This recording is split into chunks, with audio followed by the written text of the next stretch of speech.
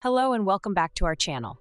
Today we're diving into a critical aspect of medical device and IVD regulations, risk management. For manufacturers, effectively managing risks throughout the entire life cycle of your devices is not just a requirement, it's essential for patient safety and product success. And to guide us through this journey, we'll explore ISO 14971, the key standard for risk management. So, let's get started. Medical devices and IVDs are used in critical settings, from hospitals to home care, and their impact on patient health is undeniable.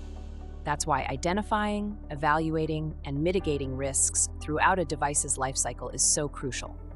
Not only does this protect patients, but it also safeguards your company's reputation and marketability. ISO 14971 is the globally recognized standard for managing risks related to medical devices and IVDs.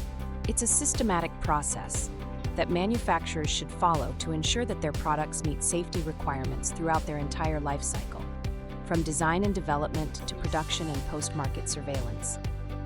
This standard outlines how to identify potential hazards, estimate and evaluate risks, implement control measures, and continuously monitor the effectiveness of those measures over time. Let's take a closer look at the main parts of ISO 14971 that manufacturers need to apply. 1. Risk management planning. Before diving into identifying risks, it's essential to start with risk management planning. This involves creating a risk management plan, which defines the framework and activities for managing risks throughout your device's lifecycle.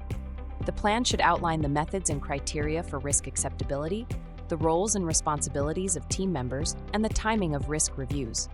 In essence, this plan sets the foundation for the entire risk management process. 2.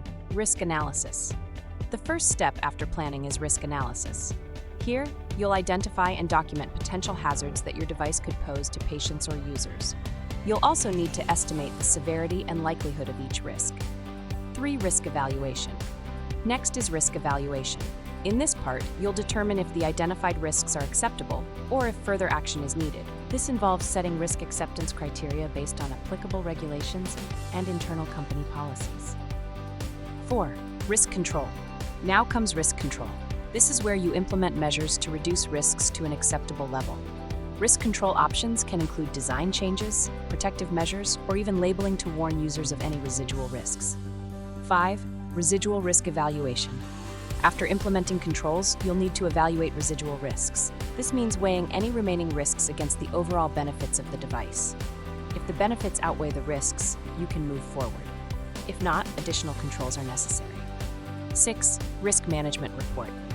Finally, all findings are consolidated into a risk management report. This report should summarize all identified risks, the measures taken to control them, and the overall acceptability of residual risks. This document is crucial, as it serves as proof of your commitment to safety. Risk management isn't just a one-time task. It's an ongoing process that continues throughout the entire life cycle of the device. Even after your product hits the market, post-market surveillance and feedback collection are essential to identify and address any new risks that arise. This continuous monitoring allows manufacturers to make updates or modifications to their devices, ensuring that they remain safe and effective for users. By implementing ISO 14971, manufacturers can achieve several benefits. 1. Compliance with regulatory requirements. Many regulations, including EU MDR, IVDR, and UK MDR, require compliance with ISO 14971. 2. Improved product safety. A proactive approach to risk management leads to safer devices and fewer incidents. 3. Increased trust. Demonstrating a strong commitment to risk management can enhance your company's reputation and trust with customers and regulators. At PatientGuard, we guide manufacturers through the complexities of ISO 14971 and help them create robust risk management systems for their medical devices and IVDs. If you're looking for expert support, get in touch. And don't forget to like, subscribe, and hit the notification bell for more valuable insights into medical devices.